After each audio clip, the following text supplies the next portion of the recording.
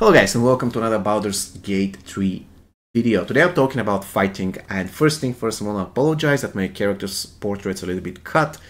It seems that I recorded it bad, but the point of this video is to showcase one of the most important things in Baldur's Gate 3 when it comes to fighting. I won't be talking about weapons, comparing the weapons, which weapon is better than the other weapon. No, this is not the point. The point is to make sure that I give you guys a very good example of one of the very best, most important things in Baldur Gate 3, positioning, the element of surprise. Now, probably you've seen by now that there are specific cases in the game where you're talking to a certain NPC, the NPC is hostile, and in certain situations they attack you, and they have the upper hand because they surround you, and it's very, very difficult to fight. Now, in certain situations though, you can make sure that this is not the case. For instance, I am fighting Balthazar now. I decided to face him now because I don't want to spoil it for anyone, but there are two possible ways to kill this guy. This one is that I'm showing, and another one, I'm not going to talk about it. I prefer to kill him in this particular room, and this is the highest difficulty of the game. I first beat the game on the easiest one, and then I beat it on the highest one once I got more knowledge of the game in general.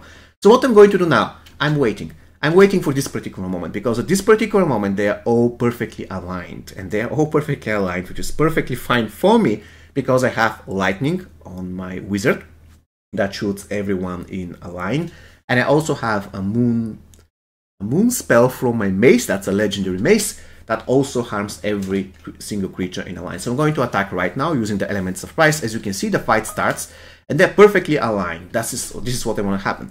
So I'm going to port my druid right here, and then I'm going to use this particular spell. It's coming from my mace. It is a unique one, so I'm going to blast it right now, hitting every single of my enemies in the process. Look at this. 28, 27, 14, 14, 15, and has 17 here. I believe I destroyed an object. At this particular point, I have to repeat the same strategy, the same exercise using my wizard, but this time I'm going to blast them using lightning. Every single time I use a lightning spell or water spell, or let's say ice spell, it's going to be very good to create water if possible, so that they are wet, and if they are wet, they are taking twice the amount of damage. So already one of the monsters is dead. And at this point, all I want to do is to kill Balthazar because he is the mage and I don't really want him to cast spells. I want to make sure that he doesn't cast spells. So I'm going to throw everything I have at him over and over and over again. And once my turn is off officially, he will be at 35 health or something, which basically means that he's more or less dead. Okay, he's going to throw a spell. I'm going to block it. That's perfect. Again, this is the hardest difficulty in the game. They cannot become more difficult than that. And now I'm going to talk about this particular summoning, the Dryad. Now, she's the reason why I believe that the Druid is the best class in the game. She's incredibly overpowered. She's so overpowered that's simply astonishing. First thing first, she has this specific terrain that she creates, which makes sure that your enemy just stops. They're moving super slow, and on top of everything, every single turn that they remain in the spike field, they're taking damage. And that's not everything. She also has the power to summon her own summoning, this particular tree right here, which is very tanky and deals pretty good damage. And on top of everything, she can do very nice damage. I'm going to showcase in a second. And this is the damage with her staff, melee attack. I'm not talking about the damage she does in this particular field. So, currently, my rogue is immune to difficult terrain, so he has no issues in this particular field. And I'm going to imbue my staff. And I want to kill the zombie using this lovely lady. She's going to miss the attack. It's even better. And at this point of the fight, my enemy is super low, and Balthazar is ready to go. He's super low, 36 health, so I'm going to use everything I have on him. Even though in this particular case I could have selected level 4 spell for more damage, but it is what it is. Also, if you're not certain what's going to happen to your wizard, because every single time when you fight you need to make sure that your wizard stays alive, you can give him Sanctuary. I decided not to, and it turned out that that was correct.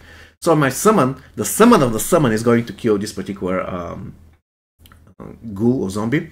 And now, at this point, I want to destroy Balthazar. I want to finish him off. Again, thanks to my initial surprise, and thanks to the alignment of all enemies in line, I was able to destroy them without any issues whatsoever. Now I'm going to throw another lightning. I believe this one will kill him in the process, but I'm going to move so I don't kill my Dryad as well. There you go. He goes down. He goes down, and from this point, the match is going to be incredibly easy because all I need to do is to deal with this particular zombie. And once there's an opportunity, it is always wise to take the high ground with your range units, because not going to explain in details, you're going to do more damage at the end of the day because of that. So I will start shooting at this particular monster from this point on. It's pretty tough. I don't want to fight him in melee range because he's going to kill my entire crew. And look at this, the Dryad is destroying 37 critical strike. It is one-shotting the ghoul. This particular sword is incredibly strong. And on top of everything, she can heal and gives aura. It's incredible. Anyways, there is only one left. Only one ghoul. I don't know how much health he has, but it's not really that much. How much? Okay, 85%. That's crazy. Oh, critical hit 30. Good. So yeah, long story short, I'm going to basically forward it up. All I need to do at this point is to kill this zombie that barely can move, and of course I can always reset this particular difficult terrain, and I can win without taking a hit from him, not even once. Look at this, he's already half HP. Let's see here, he's 55 HP, and at this point he's going to die, and all my entire party will be alive. None of them is even, let's say, heavily wounded, as you can see. I'm sorry that I cannot show the entire portraits, but you can see the health, the damage that they took, which is almost non-existent. And finally, I'm going to kill him.